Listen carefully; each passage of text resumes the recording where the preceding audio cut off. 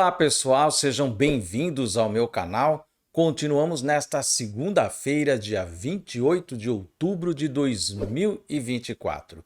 Outubro chegando ao final, hora de olharmos para as previsões para o mês de novembro.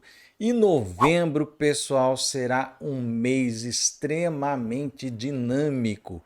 Muitas configurações e ativações astrológicas acontecendo ao mesmo tempo. Vai ser uma maratona astrológica que vai acontecer no mês de novembro. Por quê?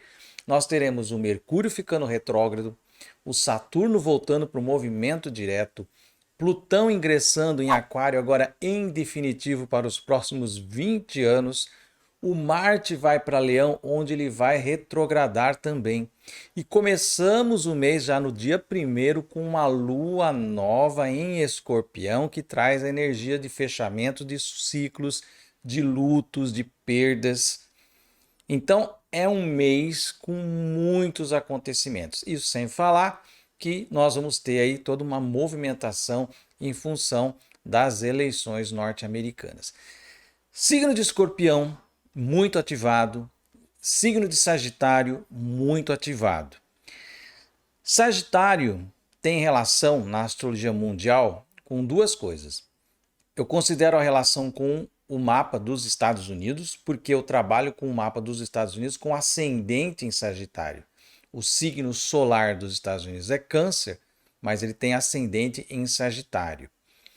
E Sagitário, regido por Júpiter, também é o signo que, de uma certa forma geral, rege as religiões, mas mais especificamente o Vaticano.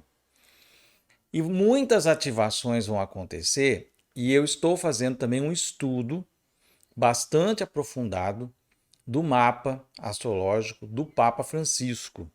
Estou usando uma técnica bastante difícil, estou quebrando cabeça com isso, são as direções primárias, que é coisa avançada, avançada, avançada, e eu estou vendo ali uma situação bastante complicada para esse mês de novembro.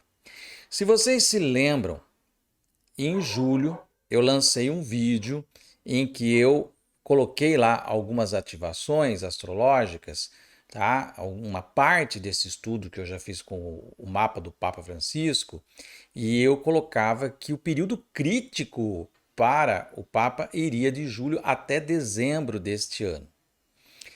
E novembro, vamos dizer assim, é o ápice desse período crítico. Então, sim, podemos ter a morte do Papa Francisco nesse mês de novembro, e pelos estudos que eu estou vendo, pode ser uma coisa muito repentina, uma morte súbita, tá? Agora, os astros, eles, como eu sempre falo para vocês, eles criam toda uma situação. Então, existem várias ativações de morte no mapa do Papa Francisco. Mas existe a pessoa, existe a jornada daquela alma, daquele espírito, e existe o plano que cuida dessas coisas aí. E que tem lá a própria burocracia deles. Então, pode ser até que o Papa Francisco passe por esse período, né, de tormento astrológico, até com uma certa... sem grandes acontecimentos. Pode acontecer.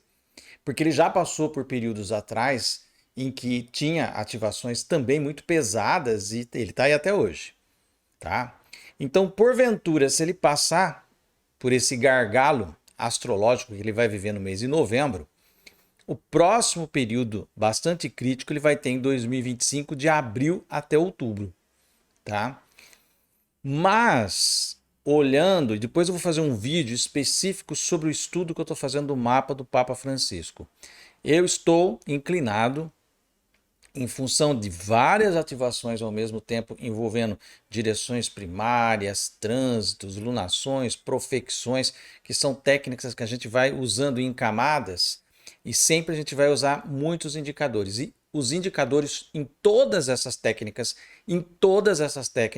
estão indicando a possibilidade de morte para o Papa Francisco nesse mês de novembro. Como no geral do astral, nós vamos ter mexidas no signo de Sagitário que tem a ver com a questão religiosa, eu já vou mostrar esses aspectos aqui para vocês, isso também corrobora com o campo mundial. e não só com o campo do Papa Francisco. É lógico que assim o campo religioso ele envolve as outras denominações que não são só aqui do mundo ocidental. Mas como eu estou vendo o mapa específico do Papa Francisco, ele entra em sincronia com esse período também, com mexidas aí do campo religioso, então podemos ter aí uma surpresa acontecendo nesse mês de novembro, tá? A gente espera saúde para o Papa, que ele passe por esse período bastante difícil aí, né? E que ele continue. Mas nós sabemos que é um senhor já com uma certa idade e com muitos problemas de saúde e que as coisas podem desandar muito rapidamente, né? Nessa idade. Bom, vamos dar uma olhada aqui nessas configurações que vão fazer parte do mês de novembro. Quais são os acontecimentos principais no campo astrológico para o mês de novembro? Acompanhe aqui comigo.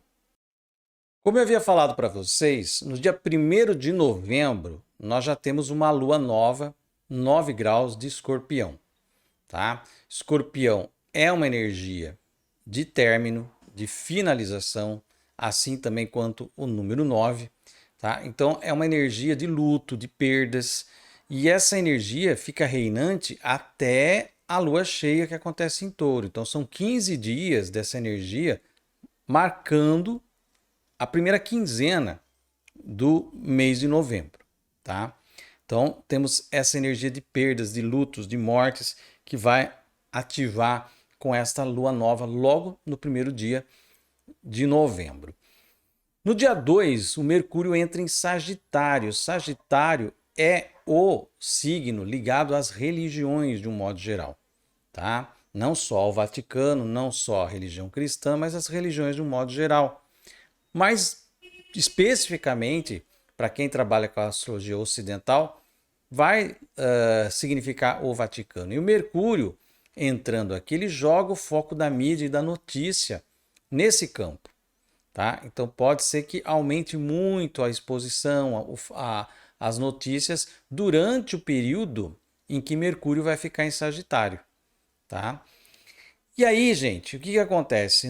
Isso acontece no dia 2, né? No dia 2 do 11, que Mercúrio entra em Sagitário. No dia seguinte, no dia 3, Marte faz oposição com Plutão. Exata, essa oposição que já está acontecendo, que já está causando aí morte, massacre, né? E coisas assim bastante hediondas, porque são duas energias maléficas, Marte e Plutão, e são regentes de Escorpião, onde vai se dar a lua nova. Então vai potencializar a força desses dois aqui, tá? Que também representam energias de luto e de morte, né?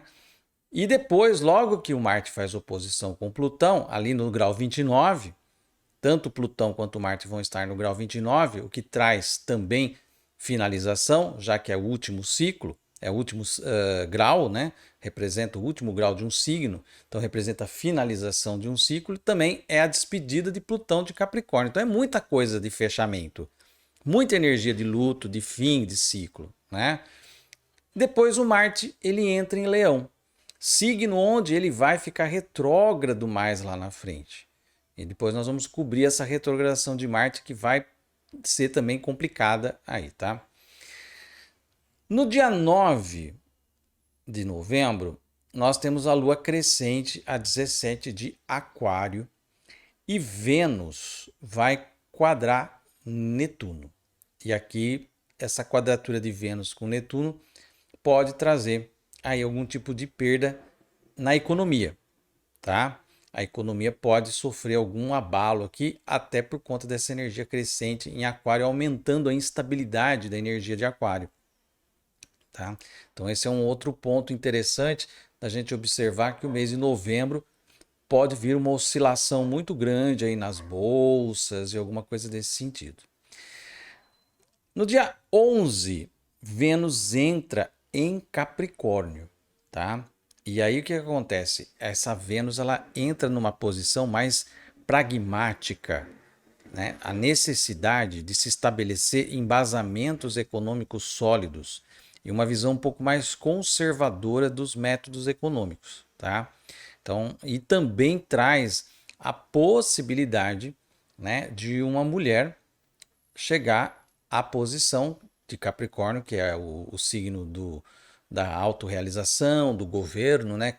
Como isso vai se dar no dia 11, né, alguns dias depois da eleição norte-americana, pode significar que o resultado, a gente sabe que é demorado lá, tem muitas idas e vindas os resultados, mas pode ser que fique meio que sacramentado aqui já a vitória, né? Tudo leva a crer da Kamala Harris lá na eleição dos Estados Unidos. Mas de qualquer forma, mulheres no poder vão estar em destaque aqui no mês de novembro. Não só a Câmara, mas pode acontecer em outros lugares do mundo, tá? No dia 12 de novembro, o Mercúrio vai quadrar Saturno.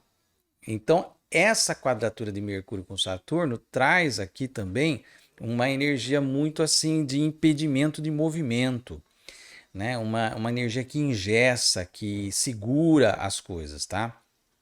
E isso já nos preparativos para que Mercúrio fique retrógrado daqui a pouco. Então é uma energia também muito densa, muito forte, que se manifesta aqui no dia 12. No dia 15 de novembro, nós temos a lua cheia no signo de Touro e, ao mesmo tempo, Saturno volta para o movimento direto a 12 graus de Peixes, logo depois de ter essa quadratura com Mercúrio. Então, aqui também nós temos uma movimentação, né, envolvendo a questão de notícias e envolvendo o signo de Peixes, que também é o signo do cristianismo. Quando a gente fala de Sagitário, seu signo das religiões, Sagitário é mais geral, vai falar do budismo, de tudo mais. Peixes já é do cristianismo, tá? O peixe já é relacionado mais diretamente ao cristianismo. Então, existe aqui uma certa situação envolvendo o mundo cristão, tá? Que pode ser relacionado a tudo isso que eu já comentei sobre o Papa Francisco, tá? Aqui, o Mercúrio vai fazer oposição com Júpiter. Olha só que interessante, o Mercúrio vai estar em Sagitário, ele está exilado, porque é o signo oposto a Gêmeos, onde ele rege.